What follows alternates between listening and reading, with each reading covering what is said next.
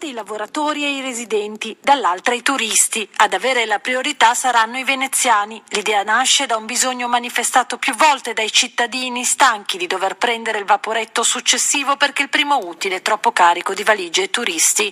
Non è un attacco a chi viene a visitare la città, anzi è un modo per difendere Venezia e non trasformarla in una cartolina dove però nessuno più vive perché è impossibile starci, ci spiega il sindaco di Venezia Luigi Brugnano. L'idea è quella di provare l'entrata priority come è negli aeroporti, dove diamo semplicemente una carta particolare a chi è certificato residente o lavoratore. Abbiamo bisogno di provvedimenti speciali a Venezia, tutti ci danno consigli di come fare, salvo poi non fare nulla di concreto, e noi pensiamo di voler provare a vivere adesso. Stiamo facendo un tentativo per riuscire a risolvere proprio la vita delle persone che abitano e lavorano a Venezia. È fondamentale perché la città resti viva. La sperimentazione inizierà a giugno e riguarderà 8 fermate, tra queste Canal Grande, Santa Chiara, Santa Lucia, Rialto, Burano e Murano. Cristina Carpinelli, Radio 24, Il Sole 24 Ore.